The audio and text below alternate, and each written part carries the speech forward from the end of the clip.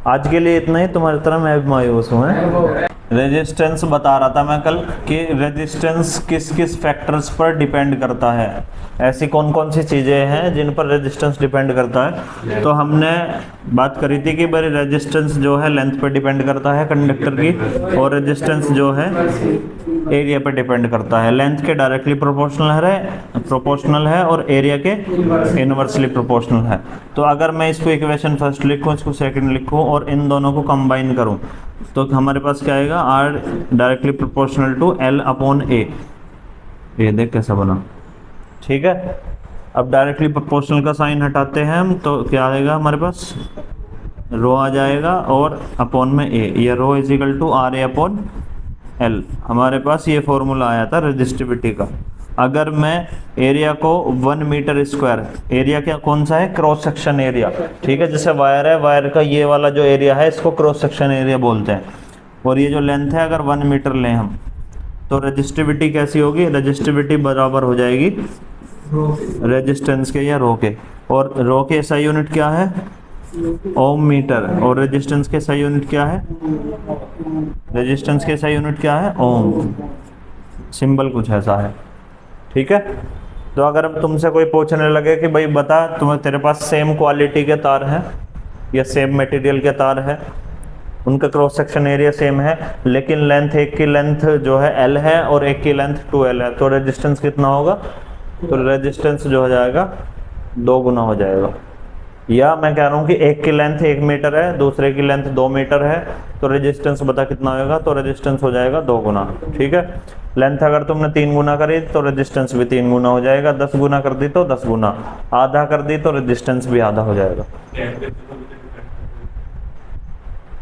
अब अगर एरिया की मैं बात करूं कि भाई सेम मटेरियल सेम क्वालिटी का तुमने क्या लिया, वायर या कंडक्टर लिया, उसके बाद तुमने क्या देखा कि भाई एरिया, एक का एरिया है 5 मीटर स्क्वायर और दूसरे का एरिया है 10 मीटर स्क्वायर, तो तुमने क्या करा कि एरिया को डबल कर दिया। जैसे ही तुम एरिया को डबल करोगे तो रेजिस्टेंस आधा हो जाता है, रेजिस्टेंस क्या हो जाएगा, आधा हो जाएगा। एरिया को अगर 3 टाइम्स कर दोगे, तुम 3 गुना कर दोगे तो रेजिस्टेंस 1/3 टाइम्स हो जाएगा। अगर 10 गुना कर दोगे तो रेजिस्टेंस 1/10 टाइम्स हो जाएगा। ऐसा सवाल जो है पेपर में कई बार आए हैं। कल इसमें तुमने पढ़े भी थे कि अगर हम लेंथ को डबल कर देते हैं तो रेजिस्टेंस पे क्या फर्क पड़ेगा। समझ में आ रही बात। अब ऐसे ना पूछ के एक बात और तुम्हारे से ऐसा पूछ लिया जा सकता है कि भाई वायर की लेंथ को हमने डबल कर दिया तो बताओ करंट पर क्या फर्क पड़ेगा। वायर की लेंथ को हमने डबल कर दिया तो करंट पर क्या फर्क पड़ेगा। तो ये थोड़ा सा इनडायरेक्टली डिपेंड करता है चीजों पे। देखो अगर हमने लेंथ को बढ़ाया, तुम्हें अभी तक ये पता है लेंथ को तुमने बढ़ाया तो क्या होगा, रेजिस्टेंस बढ़ेगा, और रेजिस्टेंस बढ़ेगा तो करंट ऑटोमेटिकली कम हो जाएगा। रुकावट बढ़ेगी तो करंट कम हो जाएगा। तो इनडायरेक्टली ऐसे भी पूछा जा सकता है, जो कि पूछा भी गया है। ठीक है। अगर एरिया को कहने लगे कि भाई हमने क्रॉस सेक्शन एरिया कंडक्टर का बढ़ा दिया है और बताओ कि भाई करंट पर क्या फर्क पड़ेगा, तो क्रॉस सेक्शन एरिया जैसे ही तुम बढ़ाओगे तो रेजिस्टेंस कम होगा, तो करंट ज़्यादा तेजी से फ्लो करेगा, या करंट जो है ज़्यादा फ्लो करेगा। ठीक है। उतने ही टाइम्स ज़्यादा हो जाएगा जितने टाइम्स तुमने एरिया को बढ़ाया या घटाया है। समझ में आ गई बात। ठीक। तो ये तो दो फैक्टर हैं, एक तो वायर की जो लेंथ है और वायर का जो क्रॉस सेक्शन एरिया है, ये दो फैक्टर पे डिपेंड करता है। तीसरा हमारा एक नेचर ऑफ द मटेरियल भी है। नेचर ऑफ द मटेरियल यानी कि जो भी तुमने वायर या कंडक्टर लिया है उसका नेचर कैसा लिया है, वो प्योर है, इम्प्योर है। क्वालिटी भी, एक क्वालिटी नाम की भी चीज़ होती है, कितना बेहतर क्वालिटी का है तो उस पर भी डिपेंड करता है। अगर बढ़िया हुआ, प्योर हुआ चीज़, वो मटेरियल है ना, ये बेहतर क्वालिटी का हुआ तो उसका रेजिस्टेंस कम होगा, और उसमें अगर इम्प्योरिटी हुई तो उसका रेजिस्टेंस ज़्यादा होगा। टेम्परेचर पे भी डिपेंड करता है ना। रूम का टेम्परेचर तुमने कैसा रख रखा है, टेम्परेचर अगर ज़्यादा है तो रेजिस्टेंस भी ज़्यादा होगा, टेम्परेचर अगर कम होगा तो रेजिस्टेंस भी कम होगा। ये भी किसके डायरेक्टली प्रोपोर्शनल है, टेम्परेचर के। ऐसे ही रेजिस्टिविटी होती है, टेम्परेचर ज़्यादा होगा तो रेजिस्टिविटी ज़्यादा होगी, टेम्परेचर कम होगा तो रेजिस्टिविटी कम होगी। रेजिस्टिविटी किस चीज़ पर डिपेंड करती है? Nature of the material and temperature. Nature of the material and temperature. Resistance हमारा 4 चीज़ों पर डिपेंड करता है। तो रेजिस्टिविटी के बारे में भी काफ़ी बार जो है एमसीक्यूज वगैरह में या वैसे पूछी गई है बात, ये घुमा फिरा करके, क्योंकि बच्चा रेजिस्टेंस और रेजिस्टिविटी में थोड़ा सा कंफ्यूज ऐसे ही होता है कि वो सोचता है कि रेजिस्टिविटी के फॉर्मूले में, जैसे मान के चलो रेजिस्टिविटी के फॉर्मूले में रेजिस्टेंस भी आ रहा है, एरिया भी आ रहा है, लेंथ भी आ रहा है, तो सोचता है फॉर्मूले में आ रहा तो इन पे ही डिपेंड करता हो, लेकिन इन पे डिपेंड नहीं करती रेजिस्टिविटी। देखो 2 डायग्राम बनाया मैंने तुम्हारे सामने, डायग्राम से समझते हैं बात को। सीरीज में क्या होता है, जो रेजिस्टेंस जो होते हैं या इलेक्ट्रिकल अप्लायंस जो होते हैं वो एंड टू एंड कनेक्ट होते हैं। एंड टू एंड का मतलब क्या है? सपोज करो ये बल्ब है, ठीक है, बल्ब का एक तार इधर जुड़ गया, बल्ब का एक तार इधर जुड़ गया, फिर इसका तार इस वाले बल्ब से जुड़ा, फिर ऐसे इस वाले का तार इस वाले बल्ब से जुड़ा। तो एंड टू एंड कनेक्शन, जो एंड टू एंड कनेक्शन होता है उसको क्या बोलते हैं? सीरीज कनेक्शन या सीरीज कॉम्बिनेशन, ठीक है। इसमें क्या कर रखा है कि हमारे पास 2 पॉइंट है, मतलब 2 तार हैं, एक ऐसे तार है और एक ये तार रहा। तो इन 2 पॉइंट से जब हम 2 या 2 से ज़्यादा रेजिस्टेंस कंबाइन करते हैं तो जब हम उस कॉम्बिनेशन को, उस कनेक्शन को पैरेलल कनेक्शन बोलते हैं। या तो हम रेजिस्टेंस को ऐसे कनेक्ट कर सकते हैं या रेजिस्टेंस को ऐसे कनेक्ट कर सकते हैं। कंपोनेंट्स को, इलेक्ट्रिकल कंपोनेंट्स को या तो ऐसे कनेक्ट कर सकते हैं या ऐसे कनेक्ट कर सकते हैं। अब ध्यान से सुनना, सारी बात बहुत काम की चलेगी यहाँ से। एक्सपेरिमेंट करते टाइम या एक्सपेरिमेंट किया गया तो पता चला कि, मैं पहले तुमसे एक्सपेरिमेंट कराता हूँ, मैं कहता हूँ कि भाई हमने ये 3 रेजिस्टेंस जोड़ रखे हैं, उन रेजिस्टेंस को मैं नाम दे रहा हूँ, इसका नाम है R1, इसका नाम है R2 और इसका नाम है R3, ठीक। ये R1 है, ये R2 है और ये R3 है। अब मैं तुमसे कह रहा हूँ कि भाई देखो, तुम्हारे पास एक एमीटर है, क्या है? एमीटर है, जो कि करंट को मेजर करता है, करंट नापता है। तो अब तुम्हें चेक करना है कि इस सर्किट में इस एमीटर को जगह जगह लगा करके देखो, जहां पे भी तुम्हारा मन करे। क्या करो, इस एमीटर को इस सर्किट में जगह जगह पर लगा करके देखो, जहां पर भी तुम्हारा मन करे, और तुम्हें बतानी है कि भाई इस सर्किट में रीडिंग क्या आ रही है। तो तुमने पहले क्या करा, पहले तो यही एमीटर लगा हुआ है, इस एमीटर में तुमने रीडिंग देखना स्टार्ट करी। क्या देखी? रीडिंग। तुमने एमीटर जहाँ पे ये लगा हुआ है, मान के चलो ये ए पोजीशन है, तो तुमने यहाँ पे इसकी रीडिंग देखी, इसमें आई 2 एम्पियर, ठीक। तुम्हारा मन करा, तुमने यहाँ से उठा के यहाँ पे ले आए, तुम इसे या यहाँ पे ले आए, है ना। बी पोजीशन पे गए, वहाँ पे भी तुमने देखा 2 एम्पियर आ रही है, तुम यहाँ से उठा गए, फिर मतलब यहाँ पे ले आए, यहाँ पे ले आए, यहाँ पे ले आए, या कहीं पे भी इसमें रखा जहाँ तुम्हारा मन करा। तो हर एक पॉइंट पर, मान के चलो 3 पॉइंट है, 4 पॉइंट है, तो हर एक पॉइंट पर तुम्हें करंट जो है सेम मिलेगा। ये एक्सपेरिमेंटली प्रूफ है चीज़ें, एक्सपेरिमेंट में ये बात पाई गई कि अगर तुम सीरीज में इस एमीटर की रीडिंग लोगे तो वो रीडिंग सभी जगह पर कैसी होगी? वो रीडिंग सभी जगह पर सेम आएगी, ठीक। अब मैं एमीटर दे रहा हूँ तुम्हें, उसके साथ में अब तुम्हें वोल्ट मीटर भी दे रहा हूँ। क्या दे रहा हूँ? Volt meter. वोल्ट मीटर मैं अगर तुम्हें दे रहा हूँ कि भी चेक करो रीडिंग जो एमीटर की है वो तो सेम आ रही है, क्या वोल्ट मीटर को भी तो चेक करो, वोल्ट मीटर का क्या हिसाब किताब है। तो तुम्हें मैंने वोल्ट मीटर दे दिया, और वोल्ट मीटर तुम्हें पता है कि पैरेलल में लगता है। तो तुमने यहाँ क्या करा कि यहाँ से ऐसे गए, एक वोल्ट मीटर ऐसे लगा दिया, यहाँ पे रीडिंग चेक करी R1 के पास, ठीक। तो तुमने वोल्ट मीटर में जब यहाँ पे रीडिंग चेक करी तो तुम्हें क्या देखने को मिलेगा इस सीरीज सर्किट में? सपोज करो ये हमारी R1 के पास ए पोजीशन है, तो वोल्ट मीटर में तुमने रीडिंग चेक करी, यहाँ पे पता चला तुम्हें यहाँ पे आ रही है 2 वोल्ट, 1 वोल्ट 2 वोल्ट, मर्जी तुम्हारी कुछ भी मान लो, ठीक है। तुमने फिर क्या करा कि भाई जैसे हमने एमीटर की पोजीशन बदली ऐसे ही हम वोल्ट मीटर की बदलेंगे। अब तुम वोल्ट मीटर को लगा दिया तुमने इसके ऊपर लगा दो या नीचे को ऐसे लगा दो, मर्जी है।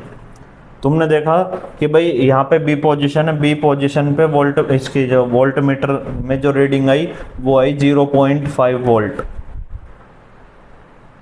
ठीक, तुमने यहाँ पे लगा के देखा, पता चला कि यहाँ पे कुछ और आ रही है, 0.6 वोल्ट आ रही है। समझ में आ रही बात इतनी? तो एक्सपेरिमेंट में ये चीज पाई गई कि जब सीरीज सर्किट होगा, सीरीज कॉम्बिनेशन होगा, तो सभी जगह पर करंट तो सेम निकलेगा, लेकिन जो वोल्टेज होगी, जो पोटेंशियल डिफरेंस होगा वो अलग अलग निकलेगा। कंक्लूजन क्या निकल के आया कि सीरीज में, यहां पे लिख देता हूं, सीरीज में करंट जो होगा वो सेम मिलेगा जी, और जो वोल्टेज होगी या पोटेंशियल डिफरेंस होगा वो अलग अलग निकलेगा। ये हमारा कंक्लूजन है सीरीज का।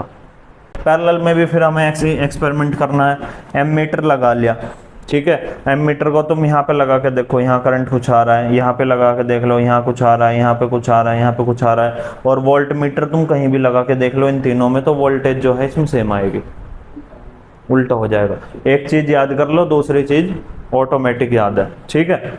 तो ये बताने की तो कुछ खास जरूरत नहीं है इसमें। तो पैरेलल में क्या मिलेगा हमें? पैरेलल कॉम्बिनेशन में वोल्टेज सेम और करंट कैसा मिलेगा? करंट मिलेगा डिफरेंट। देखो भाई, सीरीज में क्या था? करंट सेम था, R1 के पास भी क्या है? I1 है, I1 नहीं, R1 के पास भी I है, इसके पास भी I है, इसके पास भी I है, ठीक है। यानी कि यहाँ से I करंट फ्लो होने लगा तो इन सभी के पास सेम करंट आएगा यहाँ से लेकर वहां तक, ठीक है। R1 के पास वोल्टेज जो आएगी वो आएगी V1, R2 के पास आएगी V2 और R3 के पास आएगी V3। अलग अलग वोल्टेज आ रही है, सेम किसी में भी नहीं आ रही, ठीक है। तो इसमें क्या चीज अलग अलग है? वोल्टेज, ठीक है। इसमें क्या अलग अलग है? वोल्टेज अलग है। तो मैं ऐसा कह सकता हूं कि अगर मुझे टोटल वोल्टेज निकालनी हो तो V1 plus V2 plus V3 कर दूं, सही है?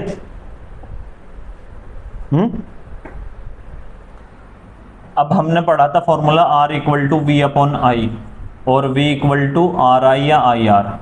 चलो V इक्वल टू IR कर लेते हैं, बोलने में बढ़िया लगता है, ठीक। ये जो V है, ये जो वोल्टेज है वो बैटरी को ही रिप्रेजेंट कर रहा है ना। उसमें अगर हम ओम्स लॉ लगाए उस सर्किट में तो V इक्वल टू क्या होगा? IR। ऐसे ही ये भी IR हो जाएगा, ये भी IR होगा और ये भी IR होगा। लेकिन ये R1 के पास अलग करंट जा रहा है, R2 के पास अलग जा रहा है और R3 के पास अलग, ठीक है। इन सभी में क्या चीज है? I कॉमन है, तो R1 plus R2 plus R3 कर दूं, I से I काट दूं, तो हमारे पास जो टोटल रेजिस्टेंस है वो क्या आएगा? R1 प्लस R2 और प्लस के R3। तो यहाँ पे हमने क्या लगाया? यहाँ पे हमने लगाया ओम्स लॉ,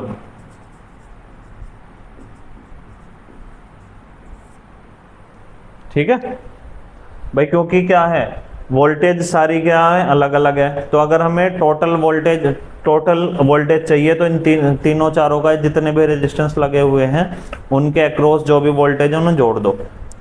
अब हमें पता है V इक्वल टू IR होता है, हमें V1 निकालना है। यहाँ से इस रेजिस्टेंस पे हमें V1 निकालना है, तो V1 क्या होगा? IR1, करंट I है R1।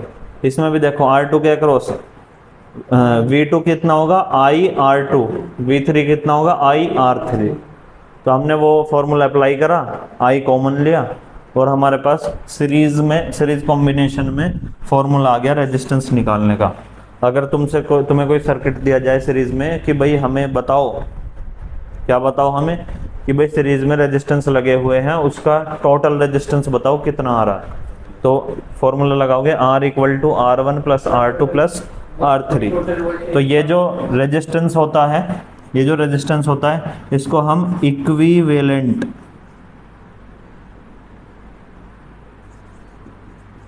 इक्विवेलेंट रेजिस्टेंस बोल देते हैं, या नेट रेजिस्टेंस बोलते हैं, या टोटल रेजिस्टेंस बोल देते हैं।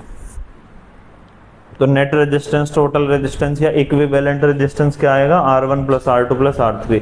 सीरीज में जुड़े हुए हैं तो डायरेक्ट जोड़ दो। ठीक, अब पैरेलल की बात करो। तो पैरेलल में देखो क्या है, पैरेलल में क्या क्या क्या चीज अलग है? पैरेलल में करंट अलग है। तो पैरेलल में हम क्या करेंगे कि I जो है I1, I2 और I3 के बराबर आएगा। ठीक, ओम्स लॉ लगाओ।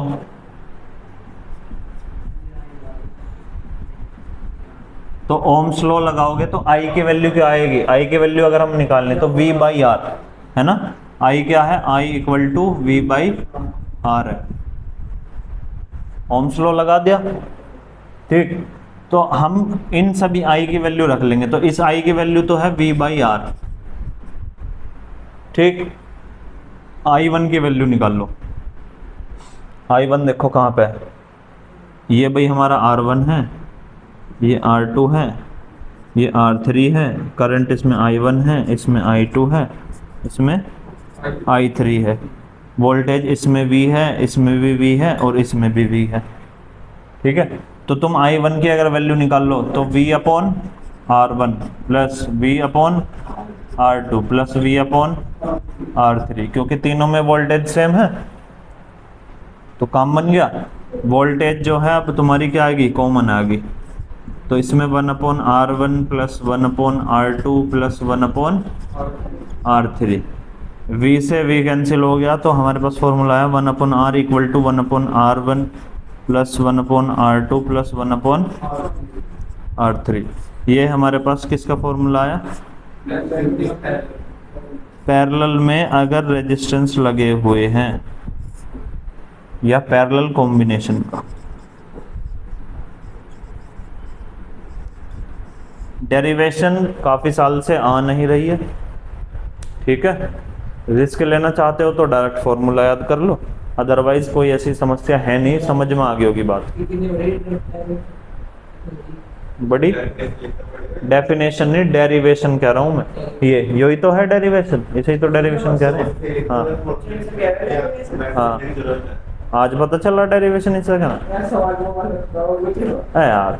9th क्लास में वे इक्वेशन ऑफ मोशन की डेरिवेशन ना पढ़ी तुमने?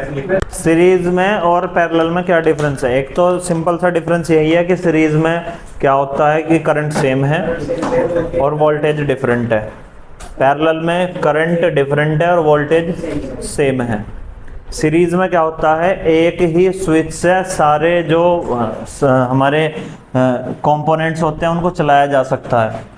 सीरीज में एक यहाँ स्विच लगा दिया, है? एक ही स्विच से सारे कंपोनेंट्स चलाए जाते हैं। ठीक है, पैरेलल में ऐसा नहीं होता। जैसे हमारे घर के कनेक्शन है, सब हमारे नहीं, सभी के घर के कनेक्शन जो आजकल हो रहे हैं वो पैरेलल में होते हैं। भाई मुझे पंखा चलाना है तो मैं पंखा एक स्विच से चलाऊंगा। मुझे अगर क्या करना है, कुछ दूसरी चीज़ चलानी है तो मैं उस दूसरे स्विच से चलाऊंगा। अगर एक कंपोनेंट या एक इलेक्ट्रिकल कंपोनेंट सीरीज में ख़राब हो जाता है, फ्यूज़ हो जाता है, ख़राब हो जाता है, डैमेज हो जाता है किसी भी वजह से, तो बाकी के सभी कंपोनेंट्स भी बंद हो जाएंगे। ठीक है, ये डिसएडवांटेज है सीरीज की। पैरेलल का इनका बिल्कुल जस्ट अपोजिट है। यही बात याद रखनी होगी तुम्हें। सर्किट में जो टोटल करंट होगा वो कम होगा, क्योंकि इन रेजिस्टेंस, क्योंकि ये सीरीज में लगे हुए हैं तो रेजिस्टेंस जुड़ जाता है, रेजिस्टेंस बढ़ जाता है। तो रेजिस्टेंस बढ़ने की वजह से टोटल करंट जो होगा सर्किट में कम हो जाएगा। ये है मतलब, क्योंकि सीरीज में क्या होता है, सीरीज में सारे रेजिस्टेंस जुड़ जाते हैं और पैरेलल में जो है जुड़ते तो हैं लेकिन रेसिप्रोकल में होकर जोड़ते हैं, रेजिस्टेंस पैरेलल में कम हो जाता है। तो पैरेलल की ये भी तो खास बात है कि भाई रेजिस्टेंस कम हो जाता है और बहुत कम हो जाता है, ऐसा नहीं कि थोड़ा बहुत कम होता है, बहुत कम हो जाता है रेसिप्रोकल होकर। अगर कोई चीज़ मान के चलो वैल्यू तुम्हारे पास क्या है, 2 रेजिस्टेंस है 5-5 ओम के, अगर तुमने सीरीज में जोड़ा तो 10 ओम हो गया, और अगर तुमने पैरेलल में जोड़ा तो 1/5 1/5 कितना हो गया? कितना हो गया? 2/5। और रेजिस्टेंस कितना हो जाएगा फिर? 2.5। तो सीरीज में जोड़ोगे तो 10 है और पैरेलल में जोड़ोगे तो 2.5 है, तो बहुत डिफरेंस है। 7.5। आज के लिए इतना ही? नहीं, इतना नहीं। उसके बाद ये क्वेश्चन पढ़ो जब भेजो इससे, ये तीन क्वेश्चन पढ़ लोगे ना, 3-4 जब भी जाओगे इससे ना तो मारो यहीं।